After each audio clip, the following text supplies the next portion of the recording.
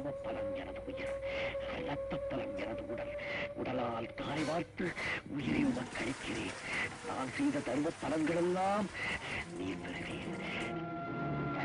என்ன இது பழைய படத்தை வச்சிருப்பாரு? எங்க அந்த ரிமோட்ட?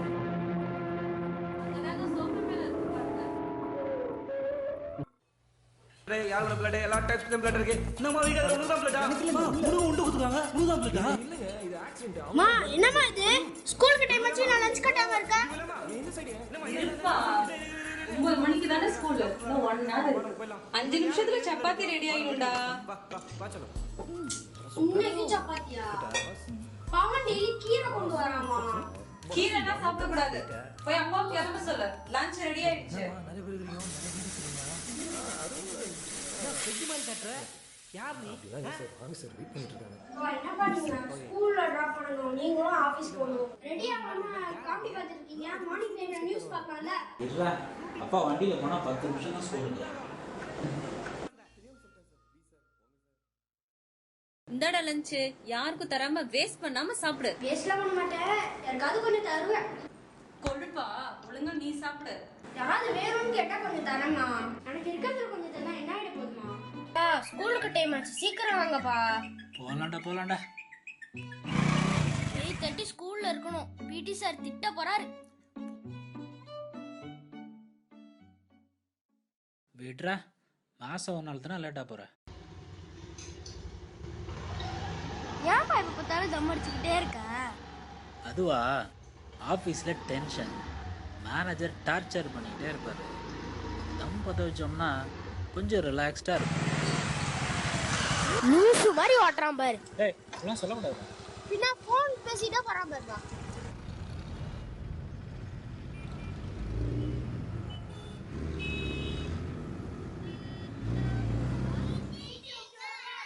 ஐயோ ஹெட் மாஸ்டர் திட்ட போறாரு. Sir paper. கபில் எந்திரி, கோயிலுக்கு போகணும். போன தடவை கூப்பிட்டே நீ கோயிலுக்கு வரல. அதனாலதான் தமிழ்ல 92 மார்க்ஸ் வாங்கி 3rd ரேங்க் வாங்கின. வந்திருந்தா ஃபர்ஸ்ட் ரேங்க் வாங்கிருப்பாடா. ஐயோ அம்மா, தமிழ் எக்ஸாம்ல 2 குறள் தப்பா எழுதிட்டேன். அதனாலதான் மார்க் கம்மி. கோயிலுக்கு வந்து சாமி கும்பிட்டாலும் தப்பா தான் எழுதிருப்பேன். ஏன்னா எனக்கு அந்த திருக்குறள் பார்த்து படிக்கவே கஷ்டமா இருக்கும். எதிர்த்து பேசாம முதல்ல போய் குளிச்சுட்டு கிளம்புடா.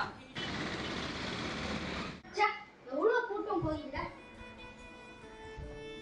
கபில் பிரசாதம் எடுத்துக்கோடா. பா எதுக்குப்பா சாமி மேல தண்ணி ஊத்துறாங்க? நம்ம குளிக்கிறோம்ல, அது மாதிரி சாமியும் குளிப்பாட்டணும்ல. அப்படின்னா அதுக்கப்புறம் எதுக்கு கதவை மூடிட்டாங்க? சாமிக்கு சேலை கட்டி விடுவாங்க, அதான் கதவை மூடிட்டாங்க. என்னமா இது? குளிக்கும் போது தாட்டி வச்சு ட்ரெஸ் சேஞ்ச் பண்ணும்போது மட்டும் மூடிடுறாங்க. அதுவும் அந்த அங்கிள் பாய் வேற, அவரு போய் கேர்ள்ஸ் சாமிக்கு சாரி கட்டி விடுறாங்க. ஓ வயசுக்கு ஏத்த மாதிரி பேசுறா கபில. என்னமா இது? இந்த பொம்மை குப்பையில போட்டுட்டா? ஆமா, அந்த பஞ்சு ஃபுல்லா பிஞ்சிருச்சுடா, அது வேஸ்ட்டா. மா இன்னொரு பொம்மை தான் கண்ணு இல்லாம இருக்குல்ல, இந்த கண்ணு எடுத்து தான் அதுல வச்சிரலாமே. ஏதோ பண்ணு போப்பா.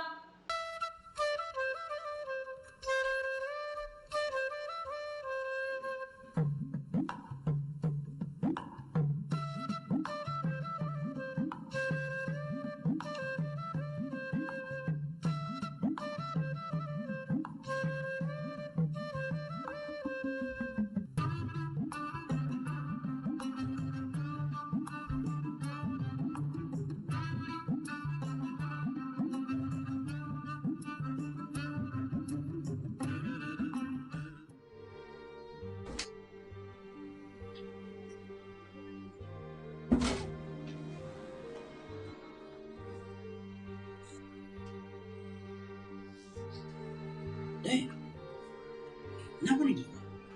போங்கப்பா, நான் டென்ஷனா இருக்கேன். டென்ஷனா இருக்கா? சரிடா. சயின்ஸ் மேம் இன்வென்ஷன்ஸ் பத்தி ஒரு அசைன்மெண்ட் எடுத்துட்டு வர சொன்னாங்க.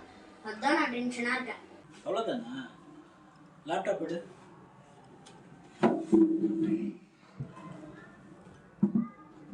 அப்பா ஒரு வெப்சைட் ஓப்பன் பண்ணி தர்றேன். அதில் இன்வென்ஷன்ஸ் பற்றி எல்லா டீட்டெயிலும் இருக்குது. உனக்கு என்ன தேவையோ அந்த டீட்டெயில்ஸை நீ நோட் பண்ணிக்கலாம். ஓகே. சரியா? சரி வேணுங்க டீட்டெயில் எடுத்துட்டு ஷட் டவுன் பண்ணிட்டேன். சரிப்பா. ம்.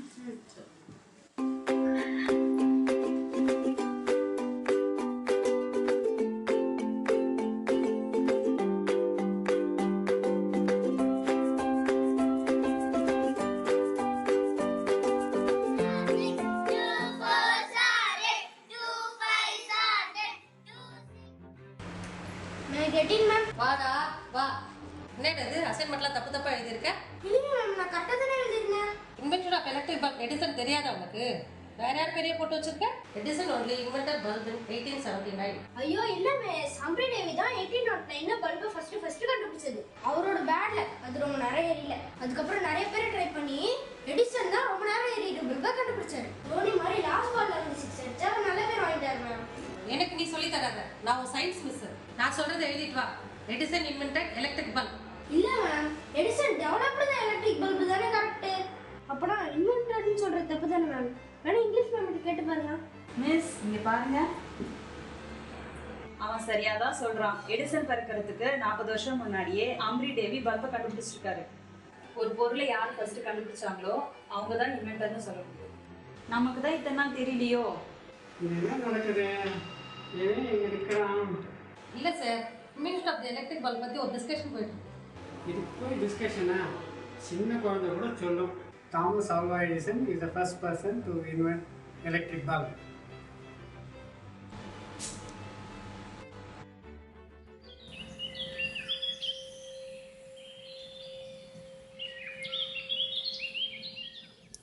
ஹலோ சார், வாங்க.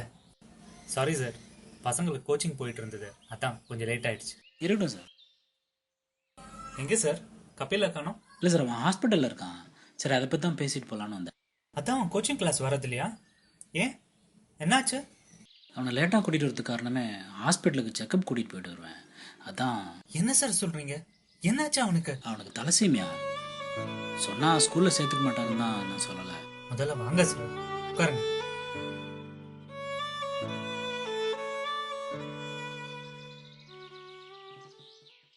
என்ன சார் இது?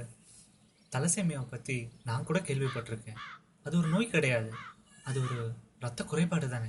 அதை காரணமாக காமிச்சு அவனை ஸ்கூலில் சேர்த்துக்க மாட்டேன்னு சொன்னால் இந்த ஸ்கூல் மேலே நீங்கள் கேஸே போடலாம் சார். அது மட்டும் இல்லை, ஒரு ஸ்டூடெண்ட்டுக்கு படிப்பு வரலன்னு சொல்லி அவனை ஸ்கூல்லேருந்து நிறுத்துறதுக்கு எந்த ஸ்கூலுக்குமே ரைட்ஸ் இல்லை. அவங்களுக்கு படிப்பு வர வைக்கிறது எங்கள் பொறுப்பு. அது மட்டும் இல்லாமல் கப்பல் பார்ன் பிரில்லியன்ட். படிப்பு மட்டும் இல்லை, நிறைய விஷயங்களில் அவன் எங்களையே யோசிக்க வச்சுருக்கான். அவன் இங்கே படிக்கிறது எங்களுக்கு தான் சார் பெருமை. சரி, அது போகட்டும். இப்போ எப்படி இருக்கான் கப்பல்? இருக்கான் சார். ஆக்சுவலாக அவனுக்கு 3 வாரத்துக்கு ஒரு தடவை பிளட் ஏற்றணும். நேற்று ஏற்ற வேண்டியது, பிளட்டு கிடைக்கல. ஸோ நாளைக்கு விஹெச்எஸ் ஹாஸ்பிட்டலுக்கு கூட்டிகிட்டு போகணும். 3 நாளைக்கு கோச்சிங் கிளாஸ் வரமாட்டான் அப்படின்னு சொல்லிட்டு போகலான்ட்டு தான் வந்தேன். சரி, பார்த்துக்கங்க சார். என்ன குரூப் ரத்தம் அவனுக்கு? AB negative. ஓ அப்படியா? வேறு குரூப் ஆச்சே. எனக்கு கூட ஏபி நெகட்டிவ் தான். போன வாரம் தான் பிளட் டொனேட் பண்ணேன், இல்லைனா நானே கொடுத்துருப்பேன்.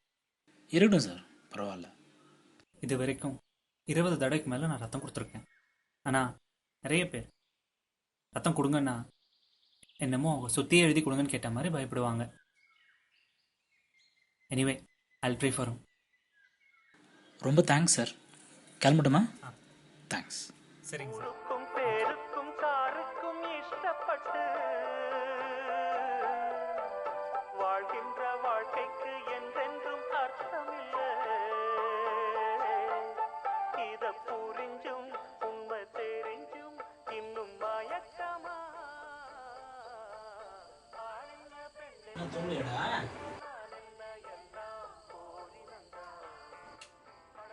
உன் ஃபோன் என்னடா ஆச்சு? பவன் எனக்கு கால் பண்ணிகிட்டே இருக்கான். ஆமாம், எல்லாரும் ஃபோன் பண்ணி ஏன் ஸ்கூலுக்கு வரலன்னு கேட்டுக்கிட்டே இருப்பாங்க. அதனால தான் 2 நாள் ஃபோன் யூஸ் பண்ணாமல் வேர்ல்டு ரெக்கார்ட் பண்ணிட்டேன். இதில் என்னடா வேர்ல்டு ரெக்கார்டு? ஆமாம், நீ ஒரு நாள் ஃபோன் யூஸ் பண்ணாமல் இரு பார்க்கலாம். ஆளை விடு, என்னாலாம் முடியாது. நீ ஏன் வேர்ல்டு ரெக்கார்ட் பண்ணதாக இருக்கணும். ஏய், இந்த பவன் தான் கால் பண்ணுறேன். ஹலோ பவன். நான் அப்பா அம்மாலாம் கொடைக்கானல் போயிருக்கோம். 4 நாள் டூர், அடுத்த வாரம் தான் வருவோம். ஓகே, ஜாலியாக என்ஜாய் பண்ணி பாய். பாய். சரி டைம் ஆச்சு, தூங்குப்பா. காலையில் ஹாஸ்பிட்டல் போகணும்ல. சரிப்பா. என்ன பண்ணுற? பாருங்கப்பா இந்த கொசுவை. எனக்கே யாரும் பிளட் தர மாட்டேன்றாங்க. இருக்கிற கொஞ்சம் நஞ்சு பிளட்டையும் அங்கே உறிஞ்சிடும் போல. சரி தூங்குப்பா.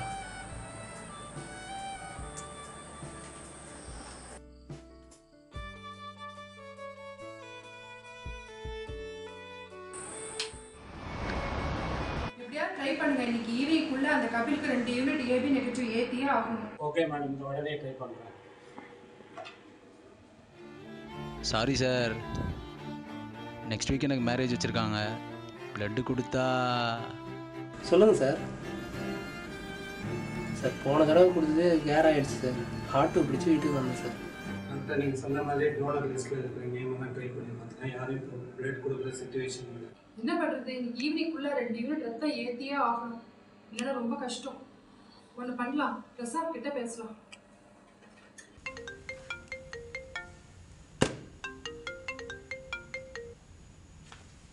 ஹலோ பிரசாத், நான் மைத்லி பேசுகிறேன் விஹெச்எஸ்லேருந்து. சொல்லுங்கள் டாக்டர். பிரசாத், ஒரு அர்ஜென்ட் ஹெல்ப்பு. ஒரு 10 வயசு தாலிசீமியா பையனுக்கு 2 யூனிட் ஏபி நெகட்டிவ் உடனே வேணும். ஆல்ரெடி 2 நாள் லேட் ஆகிடுச்சு. கொஞ்சம் ஏற்பாடு பண்ணி கொடுங்களேன் ப்ளீஸ். ஓ அப்படியா? ஒரு 10 மினிட் டைம் கொடுங்க, நான் உங்களை கூப்பிட்றேன்.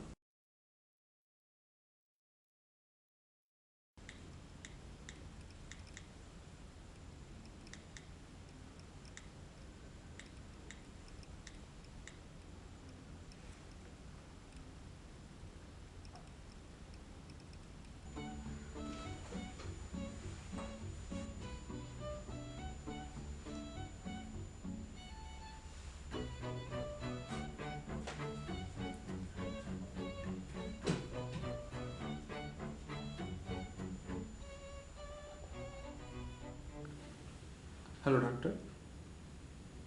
எங்கள் ஆஃபீஸ்லேருந்து 2 பேர் வர சொல்லியிருக்கிறேன். ஒரு 11 o'clock உள்ளார கண்டிப்பாக வந்துடுவாங்க. தேங்க்யூ.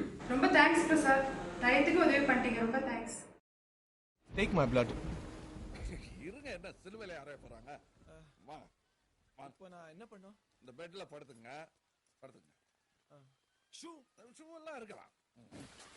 மிஸ்டர் சிவம், இப்போ பொதுவா ஒரு மனித உடல்ல கிட்டத்தட்ட 5 லிட்டர் பிளட் இருக்கும். இவங்க இப்போ எப்படி குத்திட்டு லிமிட்டா தானே எடுப்பாங்க?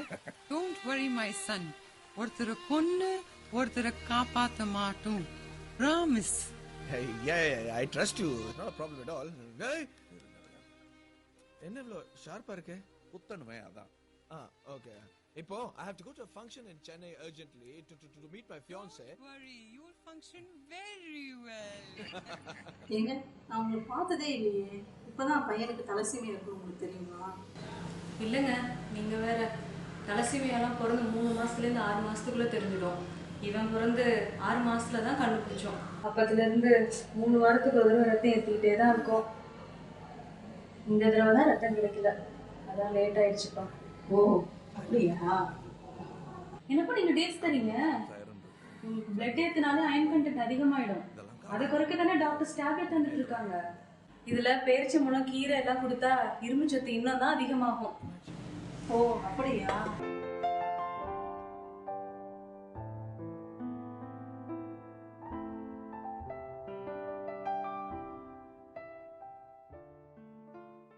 என்ன கபில், பிளட் ஏற்றியாச்சா? தெம்பாயிட்ட போல. இல்லை சார், அதான் ரத்தம் ஏற்றியாச்சு. அப்புறம் ஏன் டல்லா இருக்கீங்க? இன்னைக்கு கிடைச்சிருச்சு டாக்டர். இன்னும் 3 வாரம் கழிச்சு இதுக்கு நேரத்தில் தீர்வே கிடையாதா?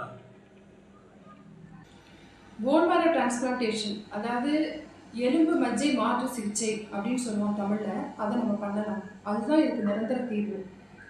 ஐ திங்க் இதை பற்றி உங்கள்கிட்ட முதலே நான் சொல்லியிருக்கேன்னு நினைக்கிறேன். மறந்துட்டீங்கன்னு நினைக்கிறேன். அதாவது தாலிசீமியானா என்னென்னா, இட்ஸ் ஜெனட்டிக் பிளட் டிசார்டர். அதாவது மரபணுக்களில் ஏற்படுற மாற்றங்கள்னால வரக்கூடிய ஒரு இரத்த குறைபாடு. இதனால் என்ன ஆகுதுன்னா, இரத்த சிவப்பணுக்கள்லாம் நம்ம உடலில் கான்ஸ்டண்ட்டாக, அதாவது தொடர்ந்து அழிஞ்சிட்டே இருக்கிறதுனால இந்த குழந்தைங்களுக்கு அனீமியா, அதாவது இரத்த சோகை ஏற்படுது. இதுக்கு நம்ம என்ன, அதுக்காக தான் நம்ம என்ன பண்ணுறோம்னா, ஒன்ஸ் இன் 20 days, 20 நாளைக்கு ஒரு தடவை தொடர்ந்து ரத்தம் ஏற்றிட்டே இருக்கும். இந்த தாலிசீமியா வராமல் இருக்கணும்னா இதை எப்படி தடுக்கலாம்னா, பெண்கள் வந்து அவங்க ப்ரெக்னன்சி டைத்தில் எல்லா பெண்களுமே நம்ம எப்படி எல்லா டெஸ்ட்டும் பண்ணுறோமோ அதே மாதிரி பிறக்கக்கூடிய குழந்தைக்கு தரிசீமையாக வருமா வரலையா வராதா அப்படிங்கிறதையும் நம்ம வந்து கண்டிப்பாக டெஸ்ட் பண்ணிக்கணும். இதை தான் இப்போ நாங்கள் எல்லாத்தையுமே சொல்லிட்டுருக்கோம். இதுதான் பெஸ்ட் மெத்தட் ப்ரிவென்ஷன் பண்ணணும்னா. இப்போ கபிலனை பொறுத்த மட்டும் நம்ம போன்வார மேட்சிங்க்கு சாம்பிள் எடுத்து அனுப்பிச்சிருக்கோம். நம்ம கரெக்டாக மேட்ச் டோனர் கிடச்சதும் கண்டிப்பாக நம்ம போன்வார டிரான்ஸ்பிளான்டேஷன் அவனுக்கு பண்ணிடலாம். அதுவரையும் நம்ம என்ன பண்ணலாம்னா அவனுக்கு தொடர்ந்து ரத்தம் மட்டும் நம்ம ஏற்றிட்டே இருக்கலாம். அப்படின்னா ரத்தம் வந்து ஸ்டாக் வச்சுக்கலாமே டாக்டர், ஏன் போய் தேடி அலையிற மாதிரி இருக்கு? நீங்கள் எத்தனை தடவை பிளட் டொனேட் பண்ணியிருக்கீங்க சொல்லுங்க பார்க்கலாம். போன வருஷம் எங்கள் ஆஃபீஸில் இருந்த கேம்பில் ஒரு கொடுத்தேன். ஆனால் இந்த தடவை லைட்டாக சுகர் இருந்தது. உங்களை யாராவது பிளட் தரக்கூடாதுன்னு சொன்னாங்களா? இல்லை, இப்படிதான் சார் 180 பேர் high BP, low BP, cholesterol அது எதுன்னு சொல்லி அவங்களாவே முடிவு பண்ணிக்கிறாங்க. ஆனால் அது தப்பு. பிளட் டொனேட் பண்ணுற டைமில் டெஸ்ட்லாம் பண்ணி எல்லாம் நார்மலாக இருந்தால் தாராளமாக பிளட் கொடுக்கலாம். 80 பேர் இப்படின்னா மீதி இருக்கிற 15 பேருக்கும் அவங்க பிளட் குரூப்பே அவங்களுக்கு என்னன்னு தெரியாது. கடைசியில் இருக்கிற அந்த 5 பேரும் பிளட் டொனேஷன் கேம்ப் சைட்டில் மட்டும் பிளட் கொடுத்தா போதுமா இல்லை? சாதாரணமாக ஒருத்தர் 3 மாதத்துக்கு ஒரு தடவை பிளட் டொனேட் பண்ணலாம். ஆனால் தாலிசீமியா இருக்கிற குழந்தைக்கு 3 வாரத்துக்கு ஒரு தடவை ரத்தம் தேவைப்படுது. சம்டைம்ஸ் ஹீமோகுளோபின் கம்மியாக இருந்தாக்க 2 யூனிட் கூட ரத்தம் ஏற்ற வேண்டி வருது. அதனால தோராயமாக பார்த்தா கூட ஒரு வருஷத்துக்கு ஒரு குழந்தைக்கு 24 யூனிட் ரத்தம் நம்ம ஏற்ற வேண்டியிருக்கு. அதனால 6 பேர் 3 மாதத்துக்கு ஒரு தடவை ஒரு வருஷம் ஃபுல்லாக தொடர்ந்து பிளட்டு கொடுத்தாதான் அந்த குழந்தைக்கு அந்த வருஷத்துக்கு தேவையான அளவு ரத்த யூனிட் நமக்கு கிடைக்கும். அது இல்லாமல் பிளட்டு தாலிசீமியாவுக்கு மட்டும் தேவைப்படுறதில்லை. ப்ரோட்ராபிக் ஆக்சிடென்ட்டு, சர்ஜரி, ஹீமோஃபிலியா, அப்புறம் கீமோதெரப்பி, இந்த மாதிரி பல விஷயங்களுக்கு பிளட் வந்து தேவைப்படுது. மாதம் ஒரு தடவை நம்ம இஎம்ஐ, கிரெடிட் கார்டு அதெல்லாம் பில் கட்டுறோம். ஆனால் 3 மாதத்துக்கு ஒரு தடவை ஒழுங்காக பிளட் டொனேட் பண்ண மட்டும் நமக்கு ஏன் தெரிய மாட்டேங்குது. சாரி சார், பிளட் டொனேட் பண்ணுறவங்களுக்கு பிளட்டு தேவைப்படுறவங்களோட எண்ணிக்கை தான் நாளுக்கு நாள் அதிகமாகிட்டே இருக்கும்.